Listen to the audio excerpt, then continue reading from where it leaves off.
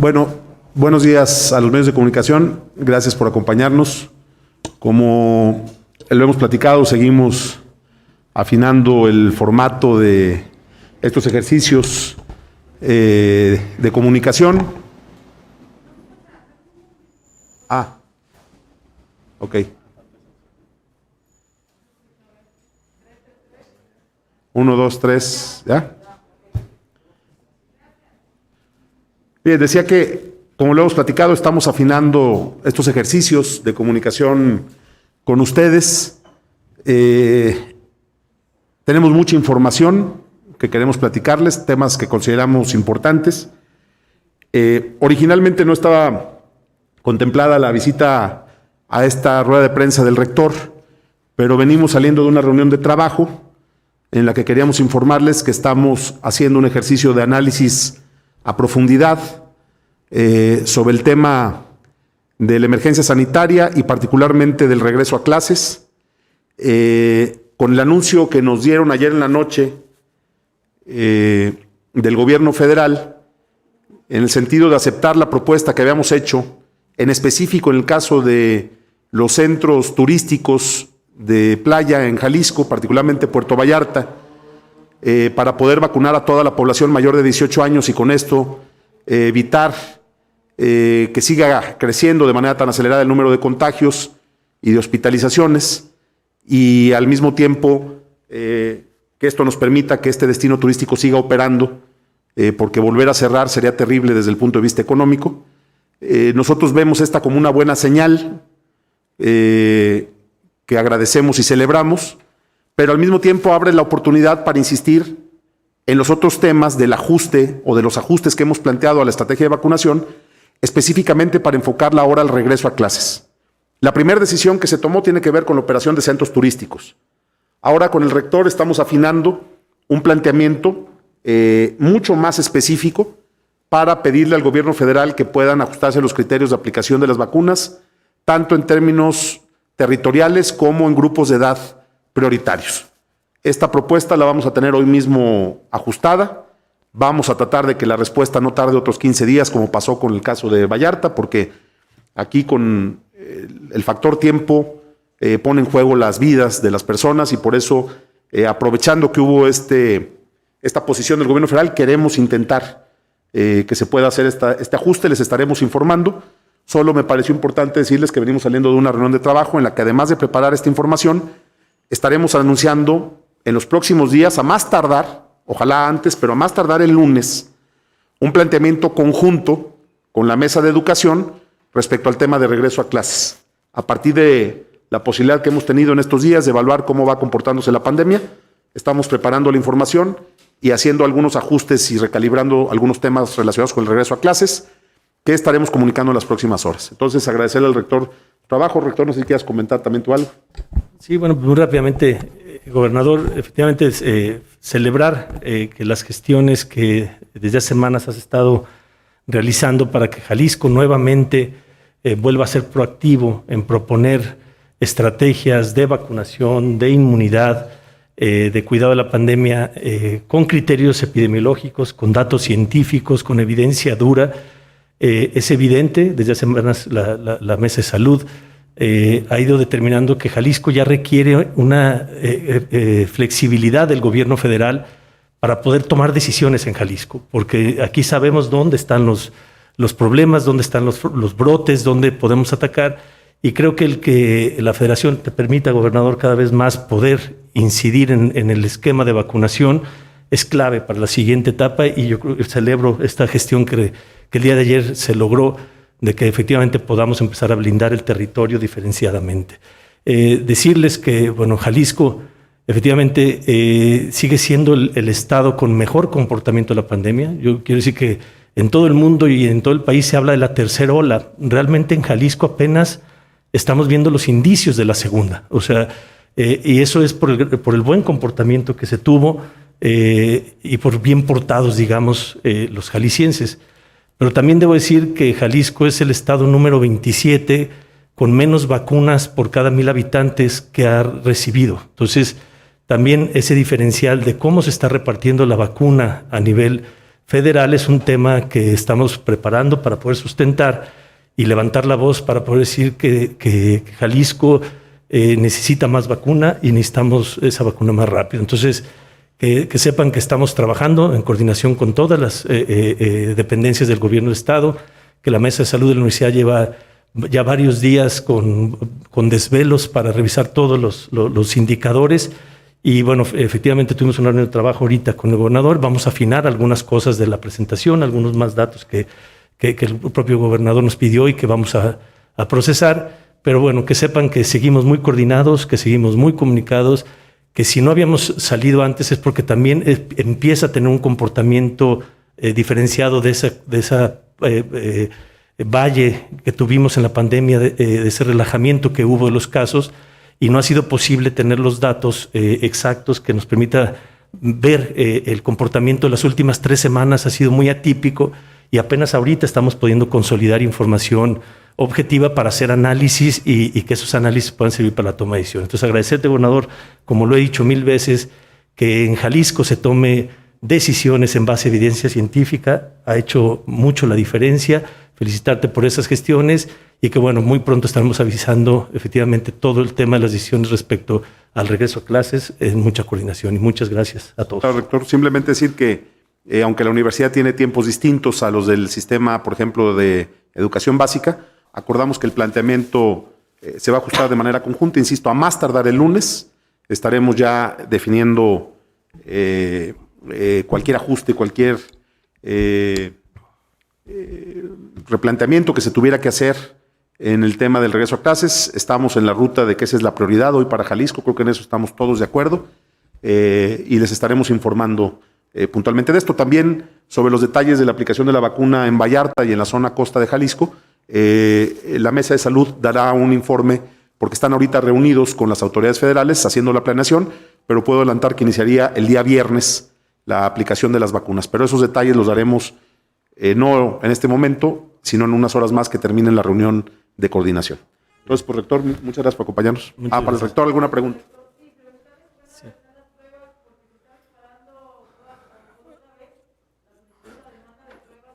Sí, si es necesario, claro que sí. Hemos trabajado, la universidad está en toda la disposición de volver a hacer la misma capacidad. Ya llevamos digamos, unas semanas trabajando con Bárbara Casillas, con el secretario de Salud, esta posibilidad de reabrir los módulos. Entonces, que tengan la tranquilidad de que si es necesario reabrir otra vez el módulo de pruebas, claro que Jalisco va a contar con su universidad. Y bueno, el gobernador siempre nos ha manifestado que tendrá la universidad todo el apoyo financiero que se requiere para poder volver a abrir las pruebas. También les adelanto, se están haciendo más pruebas en Jalisco que antes. O sea, sigue manteniéndose un nivel de pruebas alto, pero también, claro que se está trabajando la posibilidad de que la universidad vuelva a ayudar en el sistema de pruebas. Estamos listos y dispuestos a hacerlo. Sí, también estamos acá tomando previsiones presupuestales por si fuera necesario, pero vale la pena aclarar que por lo pronto la capacidad instalada nos da para aplicar las pruebas que hasta ahorita se necesitan, pero estamos haciendo ya la planeación, tanto logística como de presupuesto, para en caso de ser necesario poder coordinarnos con la universidad y hacer este trabajo juntos, como lo hicimos. Para que nos demos una idea, en la crisis de enero, digamos, cuando tuvimos la primera ola en su punto, eran cerca de 2,000 y fracción pruebas las que se estaban haciendo, no tengo un dato exacto, pero ahorita deben de ser cerca de 4,600 las que se están capturando. O sea, también que tengan la tranquilidad los jaliscienses que sí se están haciendo muchas pruebas en la entidad. O sea, sí hay un monitoreo, un control, ¿no? Entonces, pero si es necesario, con todo gusto lo reabriremos, ¿no? Estamos trabajando en eso. Bien. ¿Algo más para el rector? Les digo, porque vienen muchos temas, así es que administrense. Y yo ando de colado aquí nada más, entonces... No, adelante. Rector, está aquí aprovechando... Ahora que llegó temprano Víctor, ni modo que no. Mencionaba que se requieren de más vacunas para Jalisco. ¿Cuántas más se requieren o cuál es el déficit que se tiene en este momento para cumplir las expectativas o las metas que se tienen de vacunación? Y ahora, ¿cómo va a ser parte del esquema del regreso a clases en la Universidad de Guadalajara? ¿Qué tipo de filtros se van a instalar o eso se va a ver posteriormente? Y hasta donde sabemos, el esquema que están planteando en este momento es una semana vale el 50% y a la siguiente semana el otro 50%, ¿es correcto? Sí, lo que la universidad hizo en esta cierre de semestre es que no hubiera grupos mayores de 20. Fue un esquema híbrido, fue individual, cada campus hizo su estrategia y funcionó muy bien. Yo creo que ya la parte específica, claro que la vamos a platicar, simplemente les puedo adelantar que hemos revisado todas las guías, todos los protocolos de las principales universidades como Harvard, que tiene un protocolo de reconversión de sus aulas para verificar ventilación cruzada, para verificar los filtros o sistemas de filtros, los monitores de CO2. La universidad ya está adquiriendo equipos para ventilar, para filtrar y para medir la concentración de CO2 y la idea es que el regreso a clases sea totalmente seguro, pero yo creo que eso, los detalles efectivamente serán en otro momento, platicaremos en específico el regreso a clases, pero simplemente yo creo que lo importante ahorita es decirles que sí estamos trabajando, que aquí estamos, que llevamos, que no hemos dejado de trabajar más bien, que siempre estamos midiendo, pero que la información útil hasta ahorita nos está arrojando datos para poder medir en qué situación estamos. Y que también, aprovecho, es muy importante desmontar muchos mitos respecto a la vacuna, respecto a los fallecimientos de gente vacunada, respecto a las hospitalizaciones de gente. O sea, hay muchas dudas que estamos trabajando para dejarle muy clara a la población los niveles de eficiencia y las necesidades que tenemos, ¿no? Es que yo creo que con la propuesta que venimos haciendo justo, lo más importante va a ser que Jalisco ya haga una planeación focalizada, digamos, ya no seguir matando moscas a escopetazos, sino ir con precisión. Entonces el cálculo de vacunas debe estar hecho sobre los criterios epidemiológicos de a qué sectores hay que atacar. Entonces yo creo que es mejor esperarnos para que la propuesta que vamos a hacer justo es, necesitamos tantas, pero no por pedir, porque vamos a atacar a estas edades, a estos municipios y a estos sectores. O sea, entonces, si nos esperan tantito, en la siguiente rueda se quedará muy clara la necesidad de vacunación para la estrategia epidemiológica. ¿Y de cuánto es la inversión? Bueno, les paso los datos específicos. Estamos viendo, apenas vamos a licitar, apenas vamos a concursar, pero son equipos que hay de muchas calidades, de muchos tipos, que miden la concentración de CO2. No podría responderte eso ahorita. Simplemente que sepan que sí estamos previendo la protección y los protocolos en las aulas, ¿no? Muy bien. Gracias, Gobernador, muchas gracias. Gracias a todos los medios.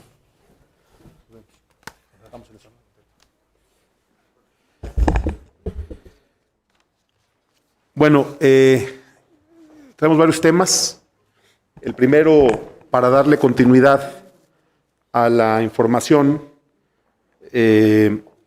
respecto al tema de pensiones del Estado y la iniciativa que presentamos hace un par de días en el Congreso, quisiéramos ampliar la información en este tema sobre un asunto que en específico ha generado ruido porque pues, la mayor parte de estas pensiones doradas fueron entregadas en otros momentos, en otros gobiernos, pero hay una en específico que se dio hace un par de años y que ha sido polémica.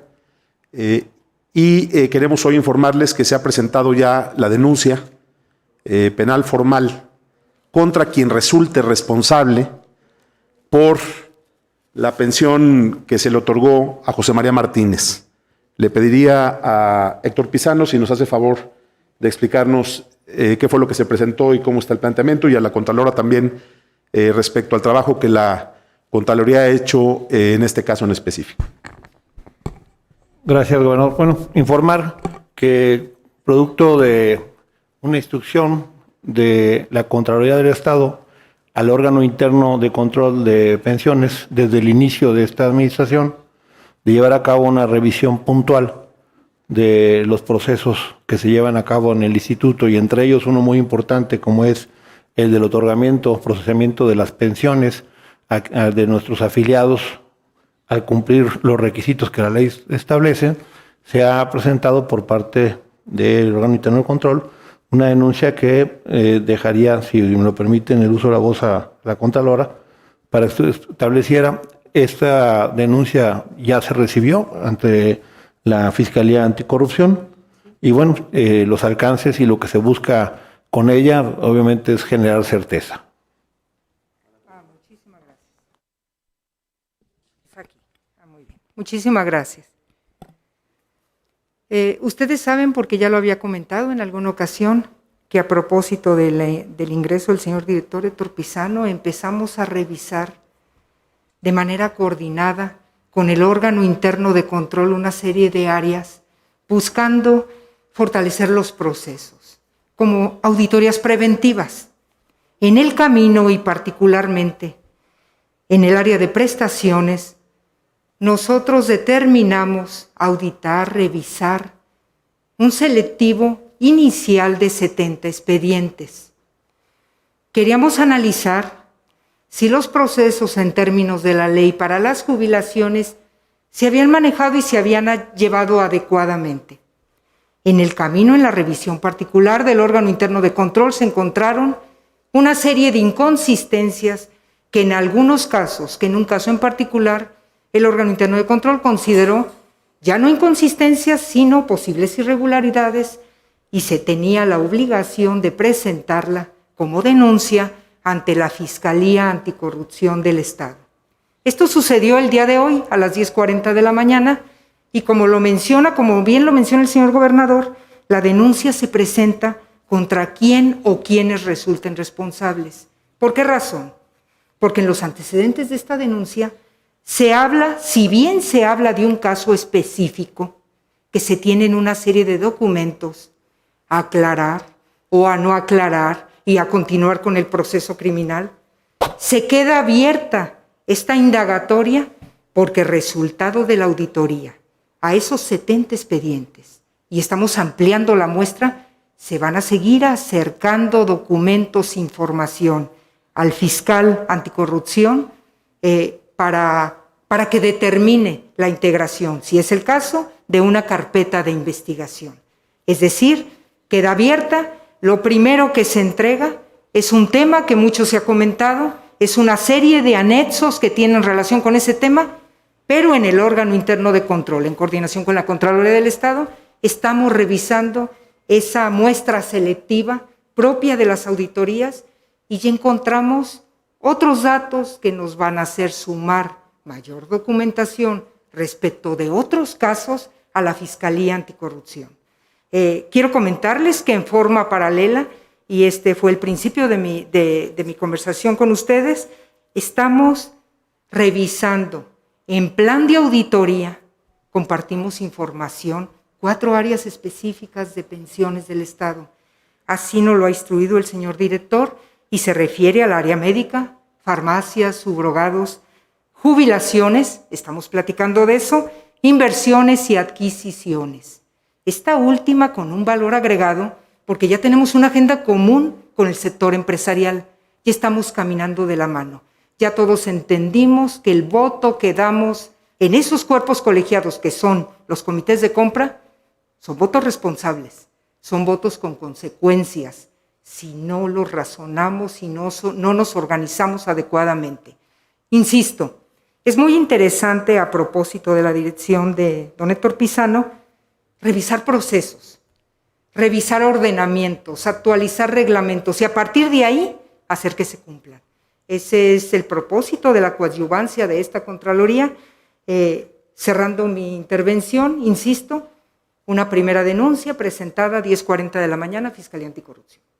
Muy bien. Y adicionalmente, en el tema de pensiones, se presentó también ya una denuncia sobre el tema de Abengoa, que ha sido también un asunto muy comentado. También le pediría a Héctor si nos explica en qué consiste. Sí, gobernador. El viernes pasado, su servidor presentó una denuncia ante la Fiscalía Anticorrupción por los probables delitos de fraude, uso indebido de atribuciones y todas las conductas delictivas que se pudieran configurar respecto a la inversión que ustedes conocen, denominada como Abengoa, para que se investigue y se deslinde responsabilidades sobre la inversión, el contrato de inversión, la forma y los tiempos en los que llevaron a cabo y sobre todo en cuanto a la posible contraversión de las políticas de inversión en mercados financieros del IPEJAL. Es decir, hemos presentado una denuncia para que se investigue y se deslinde responsabilidades de todos los que intervinieron en el proceso para hacer la inversión en 2 tiempos, el contrato de intermediación bursátil, y para que de ahí en adelante la Fiscalía, con los elementos que les hemos aportado, pueda citar a quienes intervinieron. Esto independiente de otras denuncias que ustedes conocen que existen, pero esta particularmente tiene que ver con quienes autorizaron, firmaron, intervinieron en todo el proceso que hoy obviamente le ha causado un perjuicio a la institución. Esto forma parte de todas las acciones que estamos siguiendo de saneamiento en pensiones del Estado. Más adelante vamos a presentar un corte de caja con el tema de inversiones inmobiliarias. Estamos trabajando desde el primer día del gobierno en este tema. Hoy hay avances ya más concretos. Y bueno, pues esta es la información que tenemos sobre pensiones. Si les parece, sobre este primer tema, si hubiera algunas preguntas. Insisto, traemos varios temas, pero creo que es más fácil porque si luego acumulamos todo se vuelve más complicado. Sí, si pueden pasar por aquí, nombre y medio, por favor. Buenos días, Francisco de Anda, del periódico Mural. Al director de pensiones del Estado, Héctor Pizano, la denuncia que están interponiendo ante la Fiscalía Anticorrupción es contra quien resulte responsable, y preguntarle si esta pensión se otorgó hace un par de años, ¿significa que hay funcionarios de esta administración involucrados? En este caso, ¿serían responsables tanto los que otorgan como el que recibe, o cómo está la situación?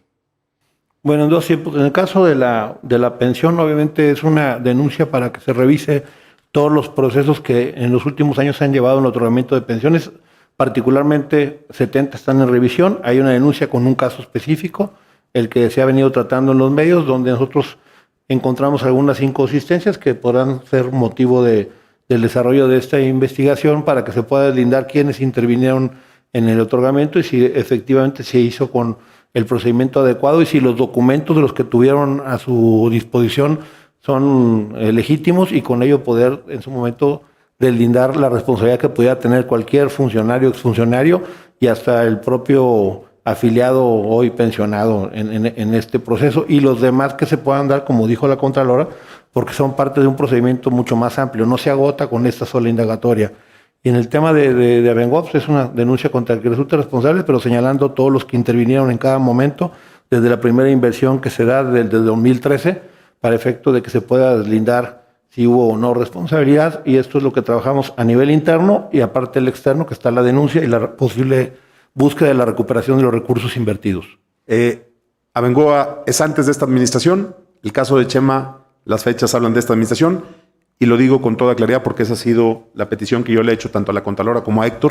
En lo que a nosotros corresponde, vamos contra quien resulte responsable, sea quien sea. Y si fue de esta administración, tenemos que actuar aplicando ese criterio, porque no se puede ver la paja en el ojo ajeno. Entonces vamos a fondo, porque este asunto debe de dejar un precedente importante de que no se puede seguir jugando con el dinero que es de todos los trabajadores al servicio del Estado. Rubí Bobadilla, del Informador, para el director Pizano. Hoy nos presentan, estos planteamientos de denuncias por estas irregularidades, pero previamente habíamos hablado sobre un esquema para poner un tope a las pensiones. En este mismo sentido, ¿cuánto proyectan que se pudiera ahorrar con este tope que se propone? Mira, más que ahorrar, aunque ya establecimos cuánto es lo que nos cuesta anualmente las pensiones, lo que buscamos es establecer un límite que tenga una correlación con el promedio de las pensiones. El promedio de las pensiones son de 17,000 pesos, es decir, de los 40,000 pensionados que tenemos jubilados, el promedio es sobre 17,000 pesos, y lo que se estaba planteando en esta iniciativa que presenta el Ejecutivo es buscar establecer un límite superior que le permita al Instituto tener una viabilidad económica, hablando a un largo plazo, ante una serie de propuestas de reforma que estamos planteando para que la reforma de IPEJAL sea integral y tenga la viabilidad que todos queremos, y garantizarle a los que hoy aportan que el día de mañana podrán gozar de esos derechos a los que aspiran, y a los que hoy tienen esa jubilación y pensión, la garantía de que se les podrá seguir dando ese emolumento y a la vez los servicios médicos que se merecen. Entonces, es simplemente cuidar al instituto, generar una viabilidad, y obviamente se trata de topar lo que se considera un exceso. Y obviamente, agregaría que lo explicamos cuando presentamos la iniciativa, esta acción corresponde a un plan integral de rescate de pensiones. Es decir, eliminar las pensiones doradas no resuelve el problema de pensiones. Es una parte, incluso yo diría, pequeña. Pero si no hacemos algo al respecto, pues entonces vamos a dejar vacíos que luego se pueden volver en un problema mucho mayor. Entonces, más que por el monto de qué significa, me parece que es una señal importante en el sentido de que no puede haber ese tipo de abusos. Pero en paralelo estamos trabajando en muchos otros frentes que nos han permitido ya de inicio generar condiciones para, por ejemplo, que Chalacatepec empiece a generarle ingresos y utilidades a pensiones. El tema que se ha sido ampliamente ventilado de las villas. Hay muchos asuntos en los que estamos trabajando y hay otros todavía que en el tema de inversiones inmobiliarias van a generar también denuncias porque se hicieron las cosas mal. Entonces, un poco lo que queremos también es decir, esto forma parte de un plan integral que se viene trabajando no de hace unos días, sino desde el principio de la administración, que ha tenido un proceso muy largo porque ha requerido un trabajo de investigación a fondo y ajustes que sobre la marcha hemos venido haciendo, porque de no haber actuado a tiempo hubiéramos perdido 3 años en los que el desfalco hubiera sido todavía mayor. Entonces, justo este plan es el que está avanzando y la decisión sobre las pensiones doradas forma parte de un planteamiento más amplio. Y en este planteamiento integral que mencionan, ¿consideran un esquema de aportación individualizada en las pensiones para que ya no se recargue tanto en el gasto del erario público? Y en esto también preguntar, ¿de dónde saldrían los casi 1.500 millones de pesos de déficit que se proyectan para el IPEJAL este año? Comentar. Lo que hemos propuesto al Congreso del Estado es que se haga una mesa de trabajo donde se escuche a los trabajadores, a los representantes de los jubilados, pensionados, a las autoridades que tenemos que aportar conforme a la experiencia en el conocimiento y a otros más académicos y economistas para poder en conjunto definir cuál es el mejor modelo. Lo que tú señalas de las cuentas individuales es una de las propuestas que hace, por ejemplo, el estudio actuarial, no IPEJAL. Es importante señalarlo. Nosotros lo que hemos planteado es la necesidad de revisar todos los procesos de IPEJAL para potencializar su patrimonio y buscar generar la certeza de que todo el dinero que se invierte desde IPEJAL se hace con la seguridad de que le genere un rendimiento para la viabilidad en el futuro. La propuesta que señalas tú es una de muchas que hay y que hemos pedido que se haga una mesa de trabajo, por como decía el gobernador, necesitamos una reforma integral. El déficit se ha venido cubriendo precisamente con los réditos que nos dan las inversiones, los proyectos inmobiliarios, lo que pensiones genera, que ha permitido, no de este año, desde hace ya tiempo atrás, desde que empezó esta administración, a ir cubriendo ese déficit que se da entre lo que aportan los afiliados contra lo que pagamos de pensiones. Se paga desde esta administración más de pensiones que lo que se recibe de afiliaciones. Además hay que pagar y costear todos los servicios médicos. Entonces el déficit ya viene y podrá ser en los próximos años una carga muy importante. Por eso es importante tomar decisiones para darle viabilidad financiera y las estamos tomando. Y eso es recuperar lo que las entidades nos deben, lo que tenemos en los juicios pendientes, revisar todo lo que nos da de rendimiento y retorno a las inversiones. Entonces, es un trabajo integral que nos encargó el Ejecutivo y también las acciones que deslinden responsabilidades hacia afuera y adentro del Instituto para certeza de todos los afiliados y los jubilados. Sí, y creo que también es importante, como lo dice Héctor, aclarar que el trabajo de la reforma que se tuviera que hacer es un ejercicio que va a necesitar un gran consenso y un trabajo muy amplio. Pero mientras eso se da, nosotros tenemos que actuar sobre los temas que le están generando un daño a pensiones. Ahorita mencionamos ya algunos. En unos días más vamos a platicar, por ejemplo, del terreno que está frente al Trompo Mágico, que es otro tema peculiar. Los terrenos en Chapala, una inversión ahí inexplicable que vamos a tener que investigar mucho más a fondo. Es decir, estamos en muchos frentes. Pero tarde o temprano el Congreso tendrá que convocar a una mesa de discusión de una reforma de largo plazo. Pero estos primeros años de trabajo han sido para poner orden a lo que nos dejaron de desastre. Creo que ya hay muy buenos avances, se ha avanzado mucho, pero pues, el tamaño del problema es enorme y falta mucho por hacer. Y cabe, también me decía la Contralora, creo que es importante decir que a donde vamos a tratar de ir en este tema, en estos temas que hemos hablado, es a que regresen el dinero que se llevaron. O sea, no solamente que el asunto quede ahí como un tema anecdótico. Necesitamos que haya sanciones ejemplares y esperamos que la Fiscalía Anticorrupción haga su trabajo y recupere el dinero que se llevaron quienes saquearon a pensiones. Perdón, sobre este mismo tema todavía. Sí, sobre este tema. Adelante. Para terminar, Enrique Vázquez de NBC Noticias.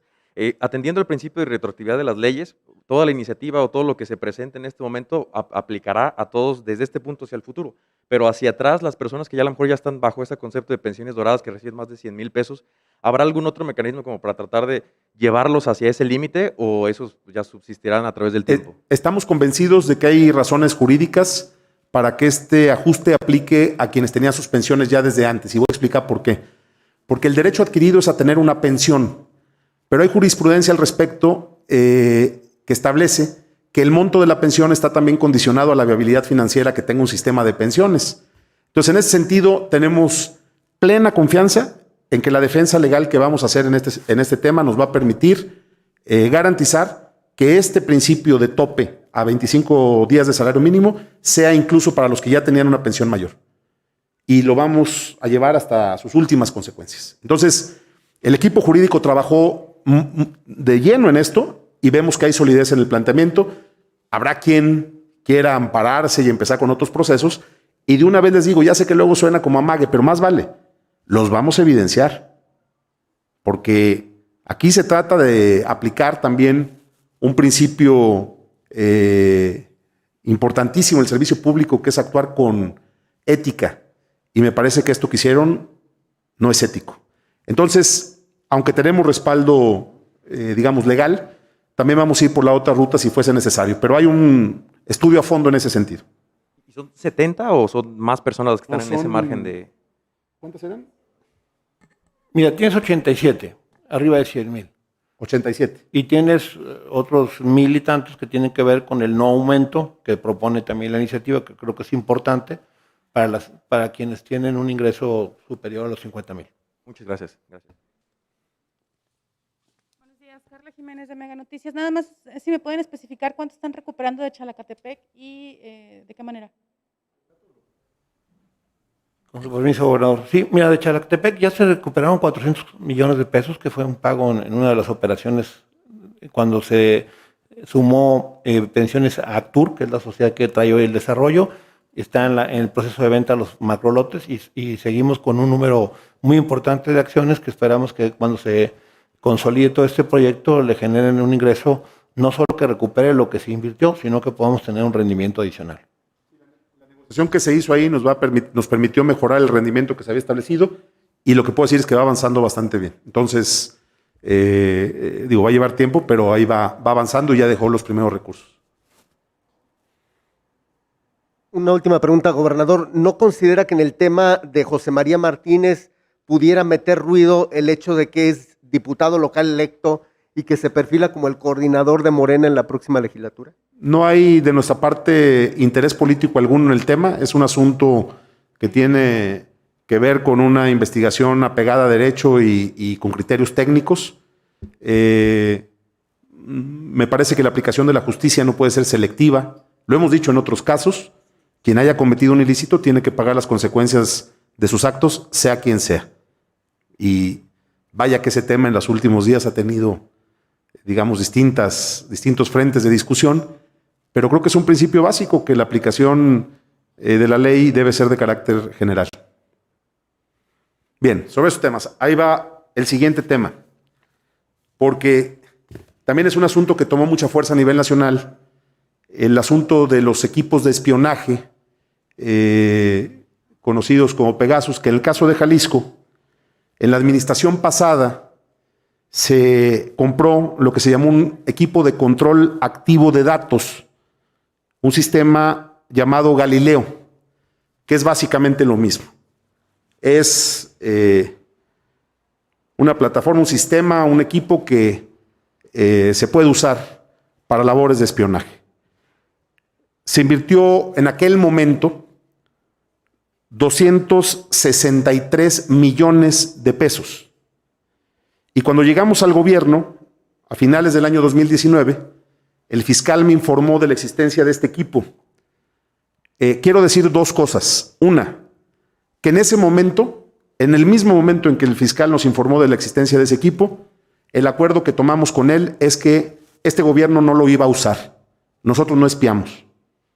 Decidimos resguardarlo y le pedimos a partir de ese momento, con fecha, con oficio del 2019, a la Contraloría del Estado, el que pudiera realizar una auditoría integral sobre la adquisición, el uso y el cumplimiento del contrato de este equipo Galileo.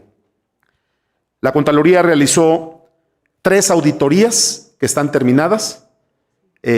Falta ya nada más la realización de un peritaje con ciencias forenses para acabar todo el proceso.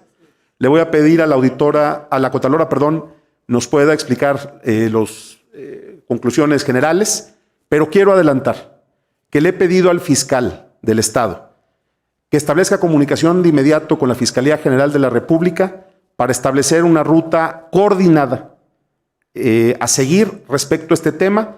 En cuanto tengamos este peritaje terminado, tendremos toda la información que nos permita coadyuvar en lo que tiene que convertirse en una investigación a profundidad sobre cómo fue usado este sistema en Jalisco y que evidentemente es muy importante que los ciudadanos de nuestro estado sepan que fue un equipo que fue inhabilitado y guardado a partir de que entramos a esta administración. Y eso está, por supuesto, documentado y le pediría a la Contralora si nos da las conclusiones del ejercicio. Sí, muchísimas gracias, gobernador.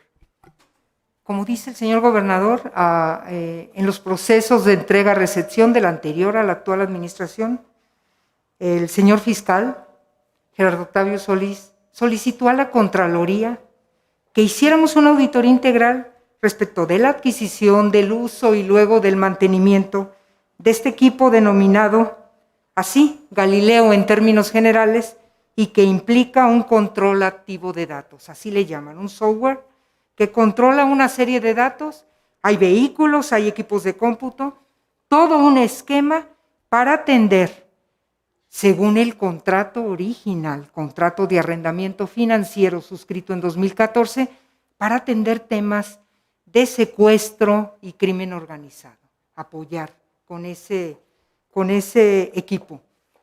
La Contraloría entra a auditar, llevamos a cabo 3 auditorías en diferentes frentes, recuerden ustedes, entramos a la Fiscalía, luego Secretaría de Seguridad, porque hubo movimiento de documentos y habría que encontrarlos todos en relación a ese equipo.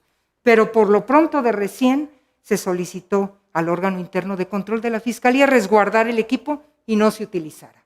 Y ese fue sellado, cerrado y sellado, y está sin utilizar efectivamente en la Fiscalía. Estas auditorías nos llevaron, ustedes saben que este equipo se pagó con un fondo de aportaciones para la seguridad pública de los estados y el Distrito Federal, el FAF, 263 y algo más millones de pesos, y sí revisamos lo del contrato y ese tema de la adquisición, se hicieron observaciones, se solventaron y ese lo tenemos ya perfectamente terminado en la auditoría de esas 3 auditorías. Hay algo que se desprendió de las mismas y tiene que ver con el uso y desde luego con el mantenimiento, que son 2 conceptos que van ligados. Y entonces ahí encontramos que el uso del equipo careció de controles, vulnerando la confidencialidad de los datos contenidos en el mismo, teniendo la presunción de que el sistema y su contenido, presunción, pudo ser utilizado por personas ajenas a la Fiscalía en ese tiempo con un fin distinto para el cual fue adquirido, que el propósito era abonar a las tareas, a las estrategias en el combate al tema de los secuestros particularmente. Se identificó por los auditores que el equipo se utilizaba por diversos usuarios, no se controlaban las claves, sin un registro o control que permitiera conocer quién había operado el mismo. Y se encontraron por parte también de los auditores antecedentes de movimiento del equipo, es decir, debiendo estar en la Fiscalía, como se había establecido para su coordinación, para el movimiento del propio equipo, se trasladaba a otras dependencias. Eso lo tenemos documentado gracias a esa labor de los auditores y entonces solicitamos a Ciencias Forenses que nos ayudara con un peritaje ya revisando los equipos en sí. Están a punto de concluir esa situación. Esto nos va a dar mucha luz y el fiscal ya tiene algunos antecedentes de manera general y como bien dice el gobernador, ya se coordinará con las instancias jurisdiccionales correspondientes a propósito del resultado que arroje este peritaje. Las 3 auditorías están concluidas, las observaciones que permanecen tienen que ver con el uso del equipo, estas fueron ya informadas a Ciencias Forenses y pretendemos, insisto, que este peritaje nos dé luz respecto de lo mismo, porque han de entender que en el caso de los auditores de la Contraloría, bueno, no tienen la capacidad técnica de revisar ese tipo de equipos y de determinar lo correspondiente. Así es, gobernador. Gracias, Contralor. Bueno, pues es eso. En algún momento, estando en la oposición, señalamos que recordar este tema hace años y la inexplicable ubicación de los equipos y la operación en aquel momento en la Secretaría de Gobierno y no en la Fiscalía. Pero bueno, hoy que este tema sale, nos vamos a coordinar con la Fiscalía de la República y vamos a entregar toda la información para que esta investigación pueda ligarse también a todo el proceso que se está llevando a cabo de investigación con los temas de espionaje en este país, que es, me parece, una práctica inadmisible. Si hubiera alguna pregunta sobre este tema, a la orden. Gracias. Rubí Bobadilla, del Informador, de nueva cuenta, preguntar, en estas auditorías, no sé si se pueda señalar por el momento, ¿de quién se habrían vulnerado estas, no sé, identidades o a quién se habría espiado con este equipo? Si se identificó a personal de mismas dependencias, ciudadanía o incluso a los medios de comunicación. Claro. Mire, cualquier dato no aplica y detenerlo no lo podríamos expresar, porque también caeríamos en el supuesto de vulnerar la privacidad o de funcionarios, de particulares, no lo sé. Los datos que obtuvieron los auditores en coordinación con gente de la propia Fiscalía ya fueron entregados a Ciencias Forenses y con esa secrecía lo primero que tenemos que determinar es si ese sistema fue violentado y había manera, precisamente por la falta de controles, que cualquiera tuviera acceso a él. De ser así, supongo que tiene una memoria el sistema y nos va a ir conduciendo hacia dónde. En términos de papeles, que es lo que revisa la Contraloría, encontramos, insisto, que los aparatos, vamos a decir así, se movían a varias dependencias. Desde ahí consideramos que era una irregularidad, porque dada la naturaleza, dado el propósito de este sistema, tema antisecuestro, tema crimen organizado, debió mantenerse en donde el propio contrato establecía, cuando lo movías. Y te diste cuenta que las claves las tenía más de una persona, que era como se había señalado en esa relación contractual, entonces entra la duda por parte de la Contraloría de que hubo un mal manejo del sistema muy alejado del propósito original. Estamos en eso. Lo que queremos es que ese peritaje no lo confirme. Y entonces, a lo que se refiere el gobernador, seguramente, y esto ya no será un tema de la Contraloría, el señor fiscal se coordinará con instancias federales, jurisdiccionales, y encontrarán coincidencias. Ya eso les toca a ellos. Pero por lo pronto la Contraloría, y tiene elementos para eso, el hecho de que se moviera así el sistema, los aparatos, digamos, el hecho de que no hubiera un control de las claves, de quién podía accesar, bueno, ya te da el temor fundado de que se pudo haber hecho un mal uso. ¿Se puede adelantar a qué tipo de dependencia se movió? Mire, yo platicamos mucho con ustedes ordinariamente en la Contraloría. Yo prefiero reservarme, pero hubo movimientos y hubo personas que detentaron ese sistema. Y bueno, todos esos datos, fíjese, el que se movió y esa duda con elementos de la Contraloría, el peritaje me lo va a responder. Y las personas, los lugares, los momentos y las intenciones ya se vincularán en un espacio criminal. Es diferente. Sí, gracias. A sus órdenes. Carla Jiménez de Mega Noticias, buenos días otra vez. Son varias preguntas, no sé si quieran que sean todas o vamos una por una. Sí, sobre este tema. Sí, lo que gustes. Ok, primero, ¿qué fue lo que se recuperó? Hablaban de automóviles, de equipos de monitoreo, si me pueden extender la información de qué fue exactamente lo que se pudo recuperar, por favor.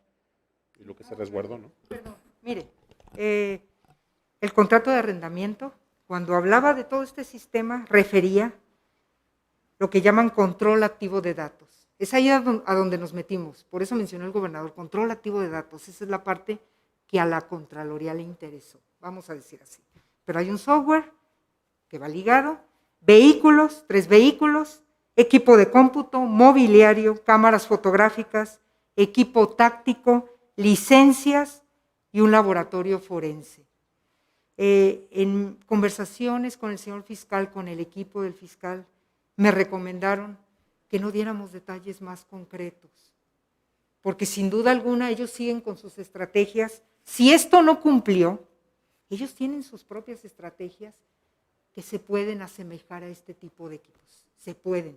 Entonces no puedo darle más detalles que lo que le estoy leyendo. Pero todo eso conforma el famoso Galileo. ¿Y todo lo que se pudo recuperar era digamos, el equipo completo o hizo falta algo? No, ¿Hay no, algo está suelto todo por- resguardado. Hay una, ¿cómo le llaman cuando levantan una? Bitácora. Hay una bitácora o hay un inventario. Inventario, perdón. Y en coordinación con el órgano interno de control de la Fiscalía lo tenemos preservado. Es esta. ¿Pero se recuperó todo, absolutamente todo? Tengo entendido que sí, porque mire, este proceso se dio en el cambio de administración. Entonces, justo cuando ingresa el señor fiscal, Gerardo Octavio Solís nos pide que lo preservemos. Y con el órgano interno de control, ahí está. En la auditoría, nosotros vimos el tema del control activo de datos, cómo se manejaba la información. Y ahí está nuestra observación dentro de las 3 auditorías que llevamos a cabo. Yo diría, Contralora, salvo su opinión también, que es importante que los medios entiendan y sean comprensivos en ese sentido, que se está llevando a cabo una investigación. Entonces tenemos que tener mucho cuidado con lo que digamos y a los alcances de la información que demos el día de hoy. Y podría yo agregar que además de esto que dice la Contralora, la instrucción que yo di en el área administrativa y en coordinación con la Fiscalía, en cuanto vimos este asunto, fue que no se renovaran las licencias de uso. O sea, esas en nuestra administración nunca fueron renovadas.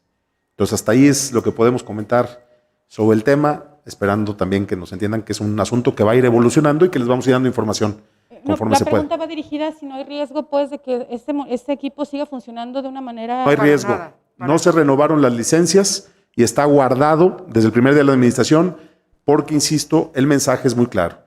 El gobierno que yo encabezo no espía. No es así como se puede enfrentar los retos que tenemos en materia de seguridad. El trabajo de inteligencia en cualquier estrategia de seguridad es importante, pero esto que se hizo el sexenio pasado no tiene que ver con el combate a la delincuencia, sino tiene que ver con un asunto mucho más relacionado, desde mi punto de vista, al espionaje político. Así de claro. No, pues básicamente era justamente en dirección a la siguiente pregunta, si fue prácticamente dependencias o también en algunos puntos en donde hay presencia justo del crimen organizado. Bueno, hay más presencia del crimen organizado. ¿Cómo? Sí, lo que menciona justamente de que fue uso únicamente de espionaje privado, digamos, justamente no se puede quedar abierto a que justamente también el crimen organizado lo utilizó de alguna manera. No, a ver, yo creo que hay que esperar a ver cómo avanza la investigación. Lo que estamos diciendo es que la Contraloría encontró que los equipos fueron usados de forma inapropiada, que hubo muchas manos metidas, que no fueron cumplidos los propósitos por los cuales se supone que fue adquirido, y yo creo que por el momento tenemos que dejarle ahí. Quiénes lo hayan usado, para qué lo hayan usado, a quiénes espiaron, tiene que ser un ejercicio, o más bien tienen que ser conclusiones a las que se lleguen con el proceso de investigación. E insisto, lo que vamos a hacer es coordinar ese proceso con la Fiscalía General de la República, de inicio porque los recursos con los que se compró el equipo son federales. Entonces, pues les pedimos un poco de paciencia en ese sentido. Me queda claro que está en investigación y que están apenas reuniendo los datos, pero actualmente, ¿cuántas personas están involucradas? Estamos en investigación, ya contestamos eso. Ok, gracias. A ti. Enrique Vázquez, otra vez, perdón. Respecto a que es un contrato de arrendamiento financiero, ¿contenía de casualidad alguna cláusula de rescisión como para pensar en que ustedes pudieran terminar el contrato y recuperar a lo mejor algo del pago? Y no sé si el plazo, que se pudiera revelar cuál era el plazo en que originalmente se había arrendado el equipo, o sea, 10, 15 años, 20, y si el pago fue en una sola exhibición, a pesar de que era un arrendamiento por 20 años o no sé, lo que sea. Fueron varias exhibiciones, se pagaron 263 millones, se cumplió con el objetivo de este contrato de arrendamiento, se inmovilizó el sistema y la Contraloría encontró, insisto, irregularidades en torno al uso, pero mire, yo no le pongo adjetivos a la manera en que se utilizó. Yo lo que señalo es que no había controles y se puede pensar en ese descontrol que se malutilizó el sistema. Y eso va contrario al espíritu, al objetivo de ese contrato. Esa parte del contrato, y les comentaba, lo revisó la Auditoría Superior de la Federación y dijo, en términos legales, se cumplió con el propósito a través de este fondo. Lo revisó la Contraloría. Lo que encontramos irregular fue en el uso descuidado y irresponsable del equipo. Insisto. Pero, entonces, la labor, digamos, de resguardo del equipo, porque entiendo que Sí. es una herramienta que hay que regresarlo, Sí. ¿cuánto tiempo perdura para el gobierno de Jalisco? ¿Cuánto tienen que tenerlo guardado para regresárselo a la empresa? Mire, cuando terminamos una auditoría y dejamos abierta la misma, la terminamos en términos de otros rubros, se los había dicho, lo que es la adquisición, y la dejamos abierta por lo que corresponde al uso y desde luego al mantenimiento, porque entonces no lo hubo, si hubo un uso irresponsable. Notificamos a quienes teníamos que notificar. Entonces, es un receso que se dicta hasta obtener el resultado del peritaje, que desde luego, y eso lo preguntaba la compañera, podría desatar responsabilidad con nombres y apellidos, pero ahorita no, ahorita no. Entonces, el que nosotros, eso nos lo recomendó mucho el señor gobernador, a ver, hagan un corte, decía la Contraloría, hagan un corte porque yo quiero responsabilizarme de aquí en adelante. Y mi criterio es que no utilicemos ese sistema. Entonces lo resguardamos, lo registramos, tenemos un inventario, ahí está. Y notificamos a quienes deberíamos de notificar en ese sentido. A ver qué resulta del peritaje. Va a ser muy ilustrativo, nos va a dar mucha luz. ¿Fue la misma empresa israelí la que vendió este Galileo? La empresa SIM Servicios Integrales SADCB. SIM con Y. Tiene filial aquí. Yo no la ligo a ninguna otra ni la dejo de ligar a ninguna otra. Sé que hay una serie de antecedentes a nivel nacional. Si se vincula o no, que se encargue el fiscal con el órgano jurisdiccional a nivel federal. Insisto, la Contraloría del Estado proporcionó elementos para determinar que hubo un uso irresponsable del equipo. Gracias. Sí, a sus órdenes. Gracias. Paola Ortega de Canal 10. ¿De cuánto es el periodo de la firma de contrato en la pasada administración? ¿Por cuánto tiempo fue esta firma? El contrato se firma en el 2014. Recuerdan ustedes que en ese entonces se manejaba la Secretaría de Planeación, Administración y Finanzas. Entonces se firma en administración y se cumple con todos los pagos hasta llegar a la cantidad de 263. Seguramente hay reportes, no los encontré, seguramente hay reportes de que se trabajó con el equipo, seguramente. Mis auditores encontraron esos movimientos del equipo, esa distribución de claves mayor a las que se identifican en el contrato, porque en esos temas hay que tener mucho cuidado y las claves no se reparten al por mayor. Lo encontró y esos movimientos particularmente en el 2018, quiero decirles. Esto no está para que antes. Entonces, esos elementos es el insumo que estamos proporcionando para el peritaje.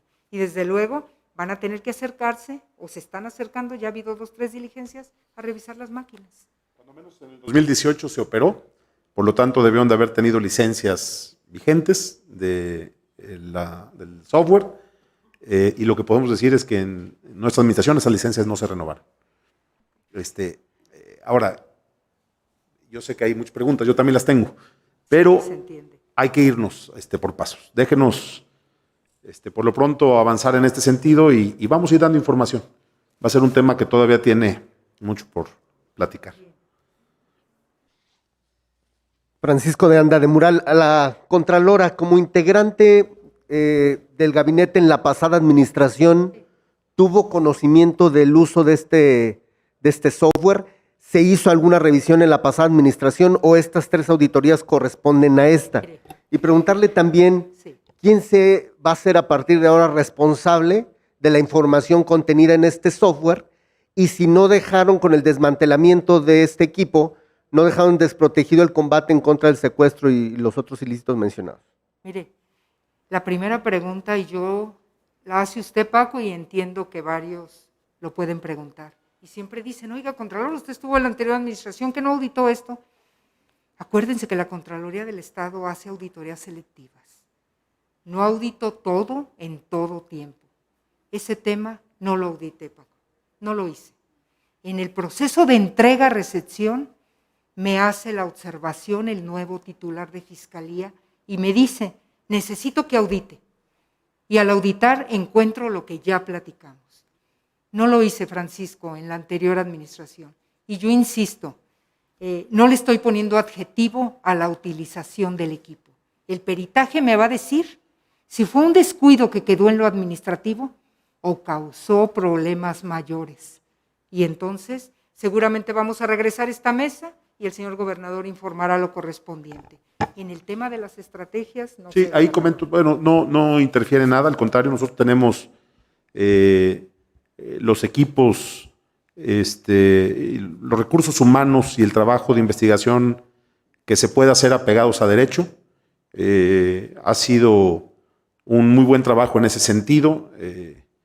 Este fenómeno delictivo de los secuestros afortunadamente no se ha convertido en un problema serio para Jalisco. Es un tema en donde ha habido hechos aislados que hemos atacado y atendido puntualmente. Últimamente hemos informado sobre el desmantelamiento de algunas bandas que han estado metidos en estos temas. Es decir, no se necesita espiar para hacer un trabajo de seguridad eficaz. Esa es mi convicción y esa será la política que defenderemos en este gobierno. Gobernador, nada más, ¿quién queda como responsable de la información contenida en el software? Estamos checando, y eso se lo confirmo, siempre los peritos cuando se les contrata, puede ser alguien de dentro de ciencias forenses o de fuera, firman un acuerdo de confidencialidad, tratándose de la revisión de este tipo de situaciones. Entonces, seguramente, y la pregunta me deja tarea, Paco, voy a verificar eso porque es muy delicado, no me vaya a crecer el tema, precisamente porque no sea cuidadoso. Lo revisamos y con gusto les informamos de ese tema. Sí. Bueno, perdón. ¿Qué tal? Claudia Manuela Pérez de Notistema, preguntarle, ¿cuántos entes fueron espiados? A nivel nacional, Pegasus se habla de 17,000 activos o entes que fueron espiados. En Jalisco, ¿cuántos serían? A ver, Claudia, se los comenté. Lo que sucede a nivel federal, aunque qué no diga bueno. Quiénes. Ajá. Qué bueno o qué malo lo que sucede a nivel federal. La Contraloría empezó desde antes. Si a la postre, Jalisco, Querétaro, Guanajuato, se suman al tema que tienen abierto en la Fiscalía Federal, que lo hagan. Y ya van a encontrar las coincidencias de que quizás fue una maniobra a nivel federal, quizás. Ni siquiera le pongo el adjetivo de espiar. Está irregular el manejo del equipo. Pudiera utilizarse, y lo leí, para fines personales y políticos y vulnera la integridad de la persona al utilizar datos personales, al invadir su privacidad. Hasta ahí me quedo con mi auditoría. ¿Se dio ese desorden? Sí se dio.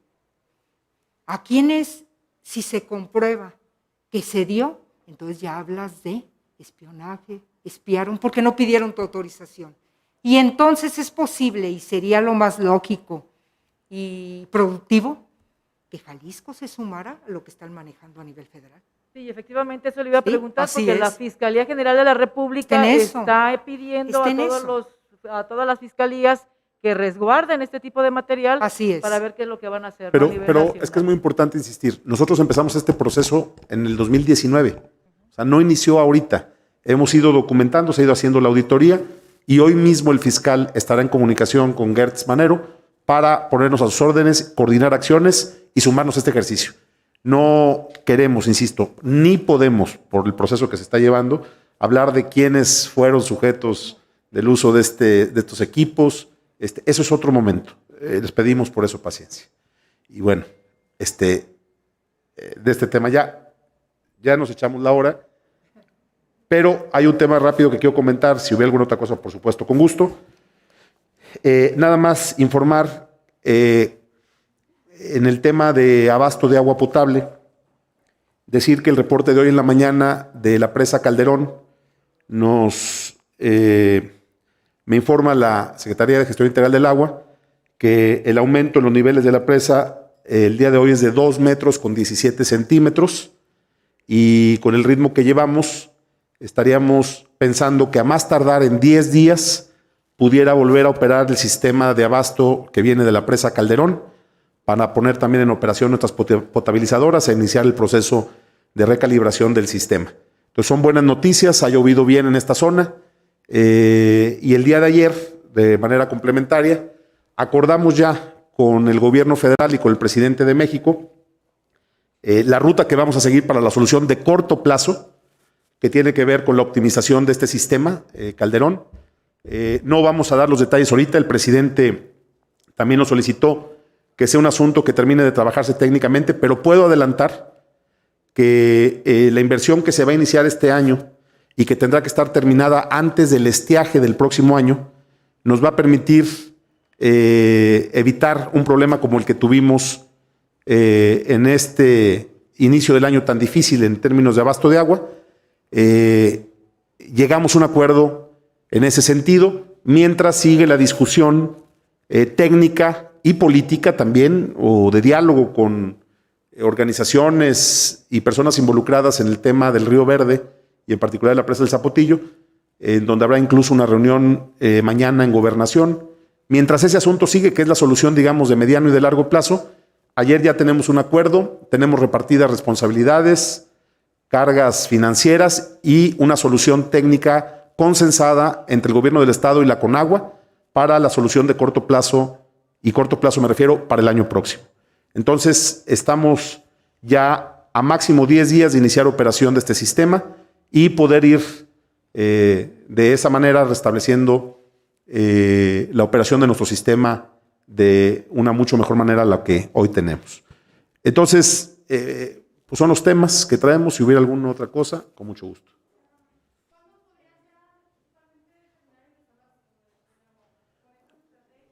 Bueno, hay que recordar que es un plan integral.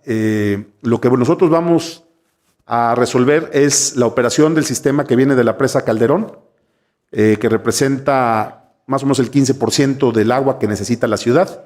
Al operar este sistema, la parte norte, particularmente de Guadalajara, nororiente,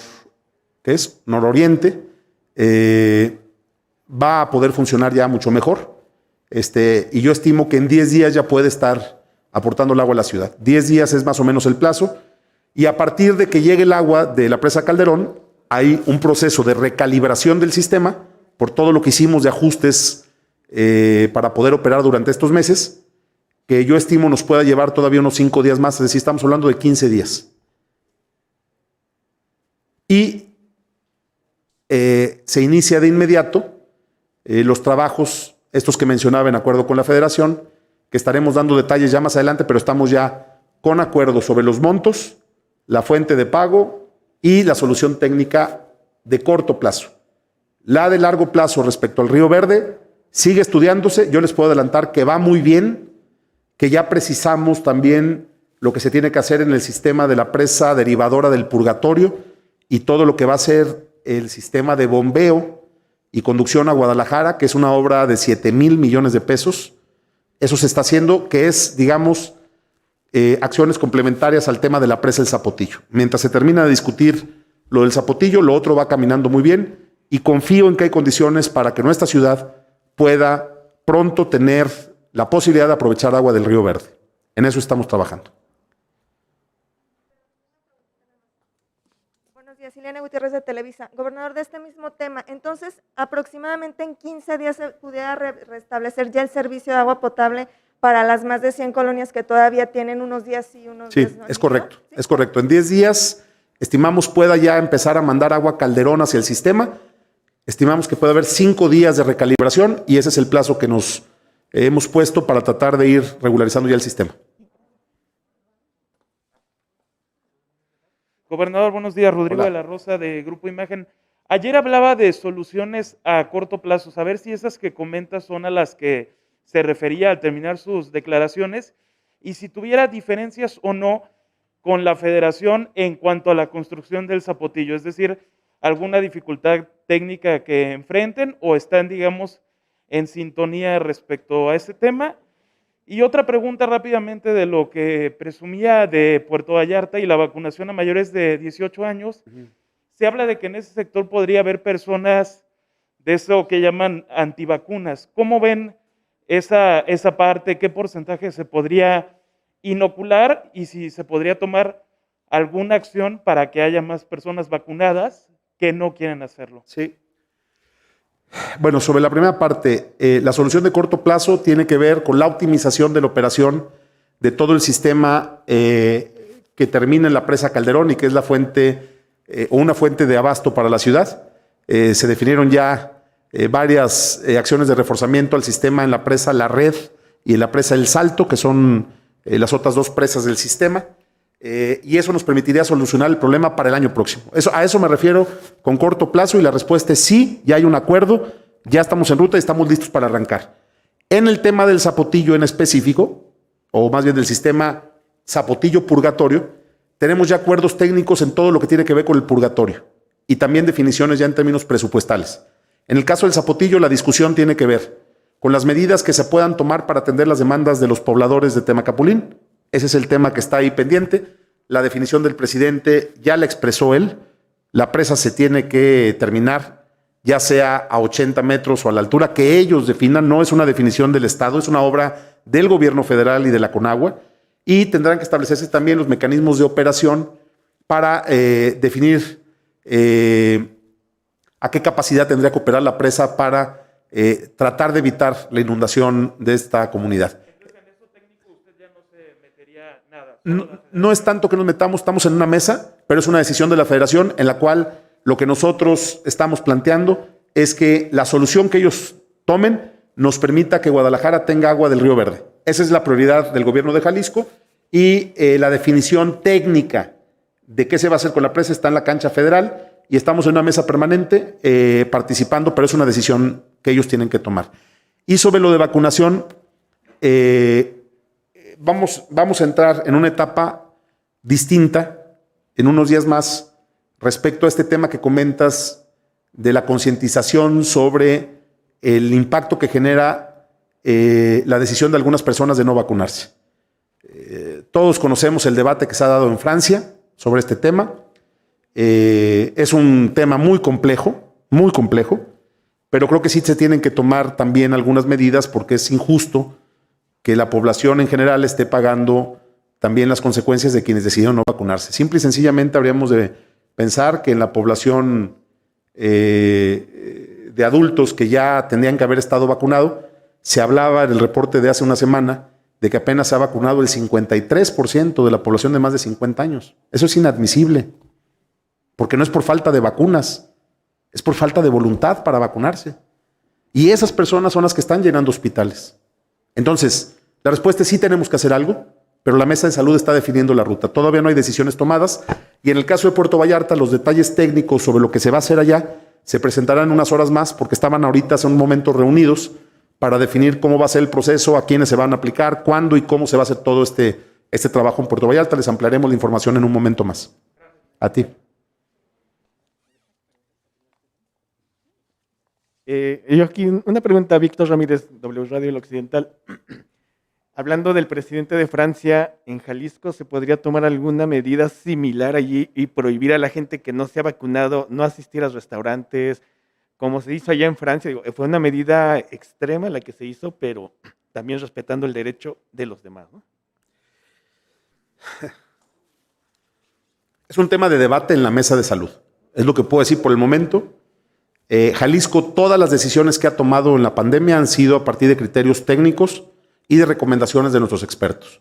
Esta es una decisión que tiene que valorarse y analizarse, pero sí es un tema que está discutiéndose en la mesa y yo voy a esperar a que sean los especialistas los que nos puedan definir alguna ruta a seguir en ese sentido. Claro que es una decisión dura y complicada. Yo creo que tiene mucho de razón. Yo comparto, tengo que decirlo, el mensaje, pero también soy consciente de los riesgos que hay en un planteamiento en este sentido. O sea, también la libertad a uno decidir qué hacer con tu salud está en juego. Entonces es un debate muy complejo, no hay posición al respecto, vamos a esperar un poquito a ver qué recomendaciones da la mesa de salud. se ha platicado varias veces y yo les encargué que lo discutan a fondo y que me digan cuáles son sus conclusiones, con la posibilidad de que incluso en la mesa de salud no haya un acuerdo, porque en estos temas se divide la sociedad. Hay opiniones divididas, pero vamos a tratar de que sea o que se tome una decisión apegada a criterios científicos y no a posturas personales. En el tema del agua, gobernador, si podemos retomar, que me pudiera comentar si tiene el dato de cuántas colonias todavía están sin agua y si se podría solventar ya sea con la reactivación del sistema pues, local o si se ve que se pueda mejorar una vez que se concluya el plan que tiene a corto plazo. ¿Tiene el número de colonias? Te checo el número actualizado, ese no lo traigo ahorita, pero lo que puedo decir es que con la entrada en operación del sistema Calderón se normalizaría la operación que teníamos, antes de la sequía. Entonces, ¿eso resuelve todo el problema? No. Por eso estamos desarrollando también mecanismos para el aprovechamiento de agua de lluvia en algunas colonias que son las zonas más altas, en donde todavía tenemos que probar los alcances del acuaférico, ahora que va a tener la presión ya del agua de la presa Calderón. Es decir, ahora vamos a probar el sistema ya con nuestras fuentes de abasto completas. Yo confío en que se va a resolver en el corto plazo el problema. Pero evidentemente esta es una solución, insisto, inmediata.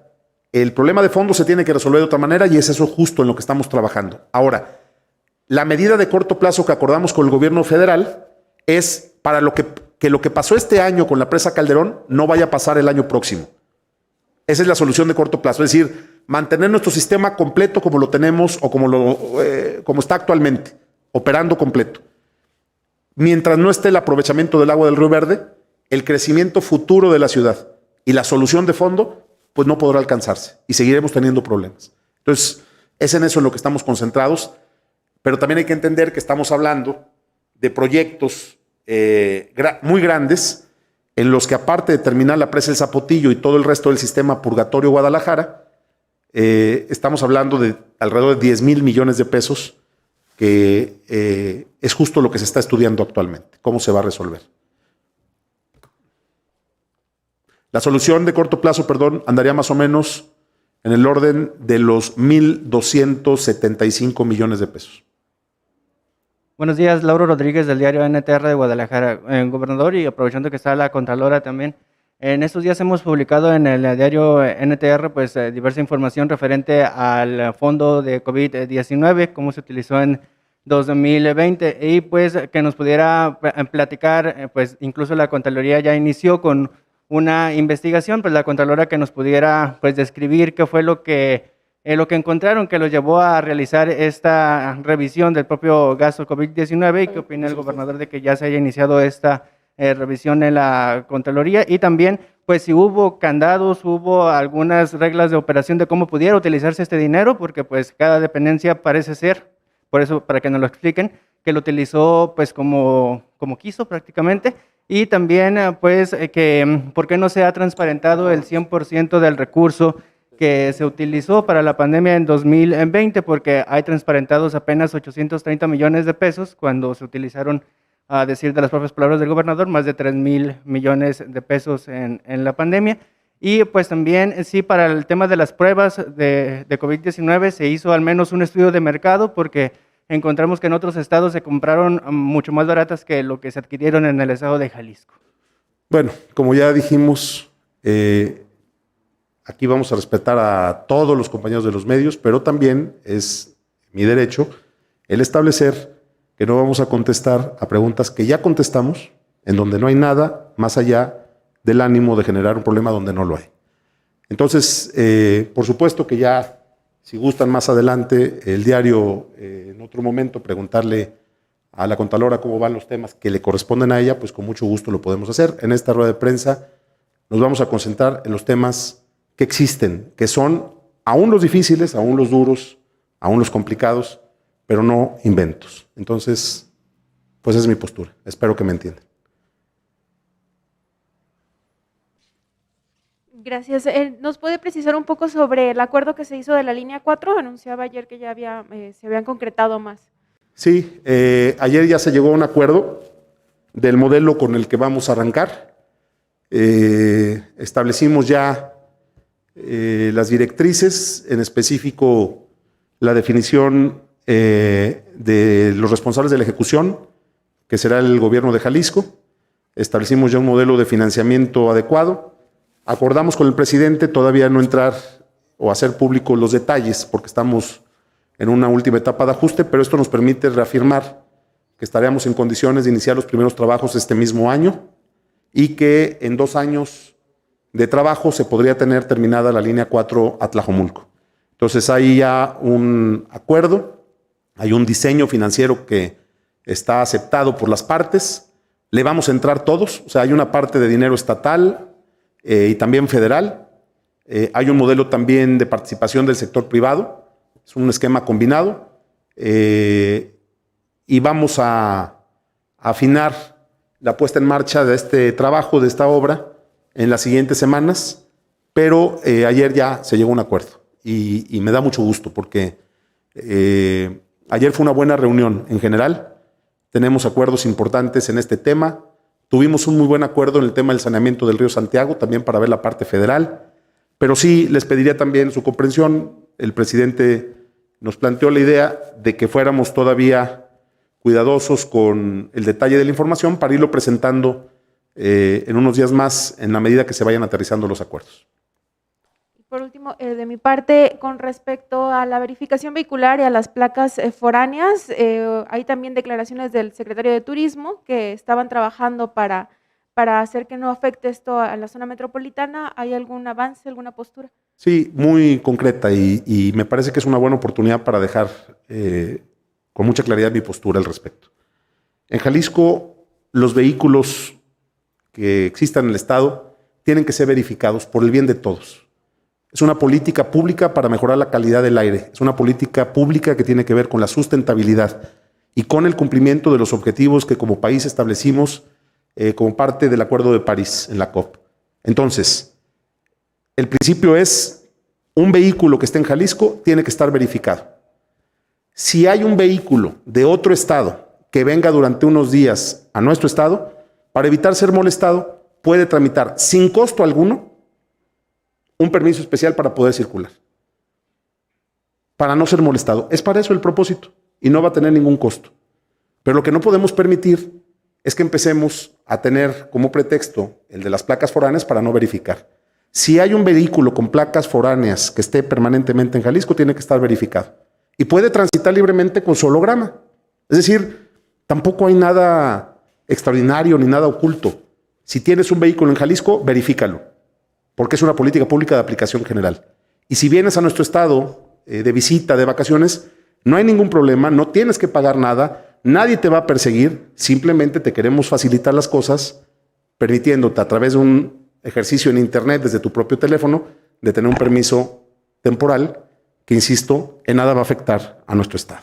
Entonces, el problema con este tipo de políticas públicas, en donde lo que estamos queriendo es garantizar el derecho a un medio ambiente sano, es que a todos nos suena muy bien la idea, pero que cuando tenemos que hacer algo al respecto, pues ya no es tan sencillo. Necesitamos solidaridad de los jaliscienses. Necesitamos responsabilidad para hacer que la verificación funcione. Ya desmantelamos el sistema de corrupción que había en los talleres detrás de la verificación. Por eso, esos son los líderes que andan queriendo generar otro tipo de debates. Son ellos a los que les quitamos su negocio, porque lo que no podemos es hacer de este tema un negocio. Este es un asunto que tiene que ver con una política pública enfocada a mejorar la calidad del aire de nuestra ciudad, y va a ser una apuesta muy importante de este gobierno, que iremos viendo los resultados en el camino. Como cualquier programa, estamos abiertos a mejorarlo, a ajustarlo, a ir aclarando dudas, pero también es importante el poder acabar con esta falsa información, en el sentido de que vamos a afectar al turismo y que vamos a generar un problema. No va a pasar nada. Simple y sencillamente, los vehículos de Jalisco, tengan placas foráneas o tengan placas del Estado, tienen que estar verificados. Y los que vengan de paso, solamente tienen que apretar un par de botones, no tienen que pagar un peso para poder estar sin problema en nuestro estado. Marc Hernández de Radio Gracias. Fórmula. Sobre el tema de las manifestaciones, de las chicas detenidas por las manifestaciones en la Secretaría de Educación Jalisco, platicábamos con dos de ellas, dos de las chicas detenidas mencionaban que estarían buscando que las liberaran de los cargos. Anteriormente el secretario de Educación también había señalado esa posibilidad. ¿El gobierno de Jalisco respaldaría esa decisión de liberarlas de los cargos? No voy a opinar sobre ese tema porque me parece que es un asunto que cae en otro ámbito de competencia. Ayer veía la información de que ni siquiera se había solicitado formalmente eso. Entonces, vuelvo a lo mismo. Yo soy de los que creen que la aplicación de la ley no puede ser selectiva. Si alguien viola la ley, tiene que asumir las consecuencias de sus actos, bajo la circunstancia que sea. Pero no me voy a meter ese debate porque es justo lo que se quiere generar. Nosotros lo que esperamos es que se entienda que en Jalisco se respeta el derecho a manifestarse, pero no se puede permitir que la violencia se convierta en la manera en la que uno expresa su posición. La violencia no se puede usar para combatir la violencia. Eso es un despropósito y eso no lo comparto. Bien, pues ya, porque se nos faltaría una Claudia pregunta. Manuela Pérez de Notistema, preguntarle, gobernador, ¿aterrizó ayer en detalles o aterrizó en la estrategia de seguridad que se va a aplicar en los límites de Jalisco con Zacatecas? Porque comentaba ayer por la tarde a la prensa nacional que se iba a reunir con la secretaria de Seguridad. Que iba a hablar con la secretaria de Seguridad, hablé con ella, abordaron el tema en la mañana. Hoy en el transcurso del día habrá información seguramente de los acuerdos en la mesa nacional, que serán seguramente también procesados particularmente por las instancias federales, en específico la Guardia y el Ejército, y estaremos atentos, yo espero hoy mismo en la tarde o mañana en la mañana, a ver qué definiciones hay tomadas al respecto. Pero sí se abordó el tema y estaremos pendientes de ver qué se tiene que hacer en ese sentido. Ok. No, me actualizaban de otro dato. Son 139 colonias las que tenían el problema. Había 185 al inicio y estas 139 serían las que concentraríamos la atención para la operación ya del sistema con la presa Calderón operando. Bien, pues gracias a todos. Buena semana.